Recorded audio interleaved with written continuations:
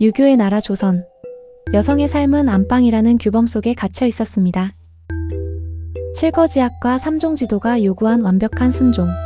그러나 오늘은 그 이면을 엿볼 수 있는 그림 이야기를 좀 해볼까 합니다. 물론 대외적으로는 여성의 정절을 강조하는 연려도나 남성 중심의 계애도가 주류를 이뤘죠. 연려도는 정절을 지키기 위해 목을 매는 장면을 담았고, 계외도는 남성들의 연애 속에서 조용히 음식을 나르는 여인의 모습을 그렸습니다. 그 그림들은 여성에게 완벽한 순종만을 요구했습니다. 하지만 그 엄격한 칠거지약 아래 가려진 그녀들의 진짜 모습은 따로 있었습니다. 과연 어떤 모습이었을까요? 김홍도, 신윤복의 붓이 몰래 기록한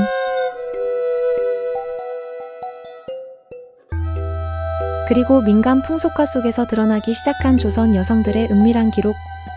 빨래터, 단호, 기방에서 일어난 그림으로 읽는 조선 여성의 역사, 지금 시작합니다.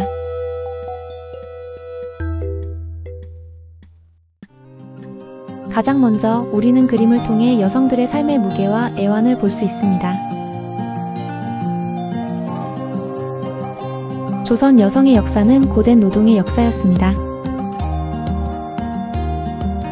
김득신의 배짜기와 자리짜기를 보세요.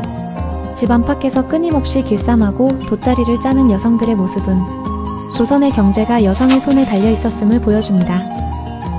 김홍도의 길쌈이나 자리짜기는 또 어떻고요? 게다가 윤두서의 나물 캐기에서 보듯 나무를 캐서 다듬고, 우물가에서 물을 길어 나르고, 밥상을 차려내야 했던 그들의 모습은 일상을 지켜나가려 했던 삶의 무게를 느끼게 합니다.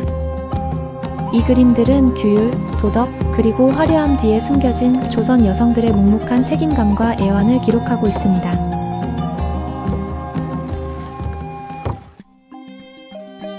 그렇게 규범과 노동에 갇혀있던 여성들이 잠시나마 해방되었던 공간이 있었으니 바로 단호의 개울가와 빨래터입니다. 신윤복의 단오날의 개울가를 한번 보실까요? 여인들이 옷고름을 풀고 목욕하는 관능적인 순간을 대담하게 포착하고 있죠. 김홍도가 그린 빨래터와 신윤복의 정변야화를 보면 참 재미있는 광경을 볼 수 있습니다. 발견하셨나요? 여성의 해방구였던 이곳을 찾은 남성들의 훔쳐보는 시선을, 또 성협의 길거리에서나 김홍도의 우물가처럼 우물가나 선술집 주변은 남녀의 경계가 희미해지며 은밀한 만남과 일탈이 벌어지는 장소가 되기도 했죠.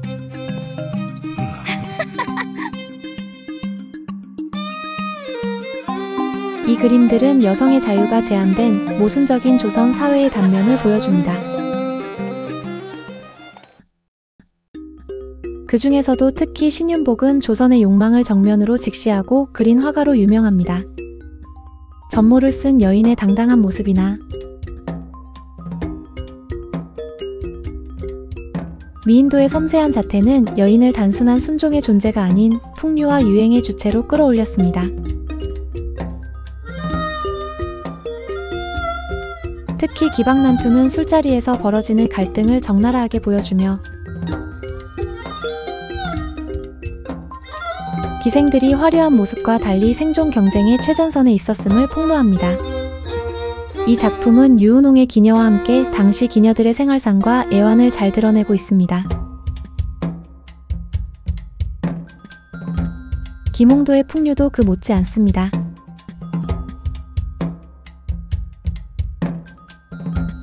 그의 후원유연은 양반과 기생이 어울려 술을 마시는 화려한 유흥을 생생하게 그려냈죠.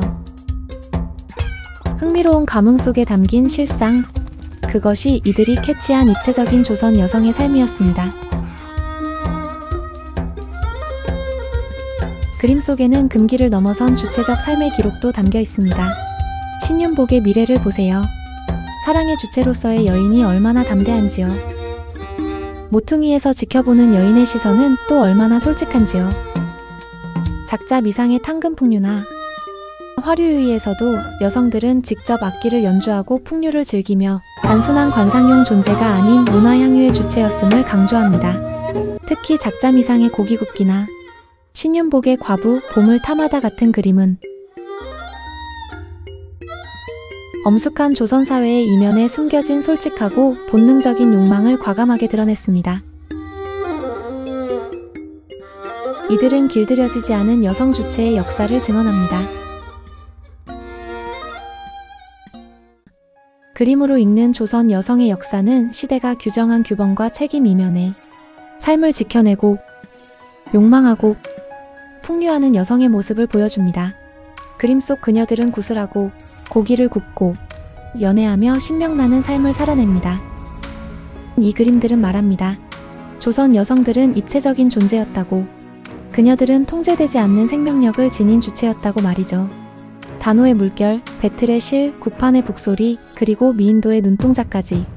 이 모두는 한 시대의 여성들이 남긴 생생한 언어, 그림으로 읽는 조선 여성의 역사에 담겨 있습니다. 오늘 그림 속 조선 여성의 삶 이야기 어떠셨나요? 흥미로우셨다면 구독과 좋아요, 알림 설정으로 마음을 표현해주세요. 저는 다음 시간에 더 깊은 책 이야기로 찾아뵙겠습니다.